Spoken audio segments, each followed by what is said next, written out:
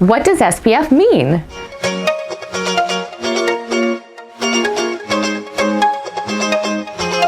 Hi, welcome back to Face It with Dr. G. I'm Dr. G, and we're going to talk about SPF today. The first sunscreen was invented in Australia, actually, in 1932 by a chemist named Milton Blake. And this was formulated with a UV filter Salol, which is phenyl salicylate, which is different than what we have now. So what is SPF? SPF means sun protection factor.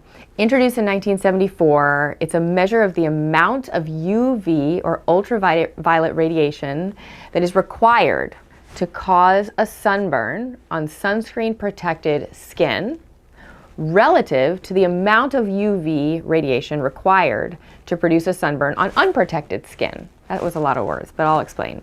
For example, SPF 15 means 1/15 of UVB, or the burning rays, will reach the skin, assuming the sunscreen was applied appropriately at 2 milligrams per centimeter squared.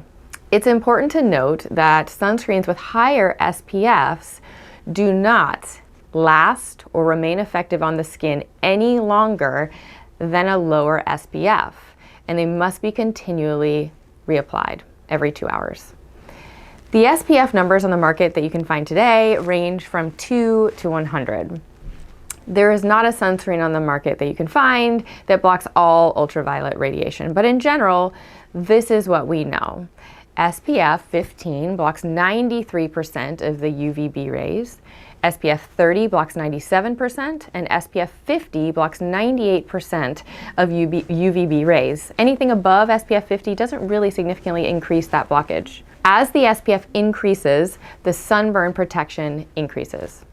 There is a widespread misunderstanding that SPF relates to the time of solar exposure or sun exposure. For example, many consumers believe that if they normally get sunburned in about an hour, then wearing an SPF of 15 allows them to stay in the sun for 15 hours or 15 times longer without getting burned. This is not true. Not true. SPF is not directly related to the time of sun exposure, but rather to the amount of sun exposure.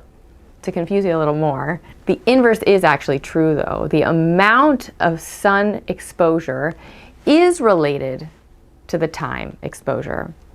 However, the amount of sun exposure is impacted by things other than just time, including the intensity. For example, let's say you're out for an hour in the sun at 9 in the morning versus 15 minutes at 1 p.m.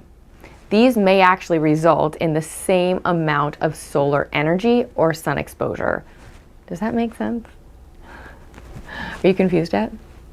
This is the exact reason why there are misconceptions and misunderstandings surrounding what SPF actually means and what it's doing for your skin. I hope this has allowed for some clarification, and I wanted to mention one other point. When it comes to skin aging, SPF is not an accurate measure, as UVA rays that cause aging can cause skin cell damage without visible redness or burning. So you are aging your skin when you're not getting sunburned, and that actually happens when you're sitting by a window and not outside physically, as the UVA rays actually come through windows.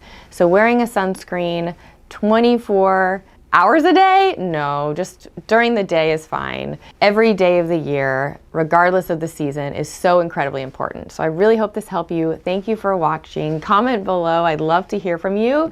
Hit subscribe, share with your friends, and we'll see you next time.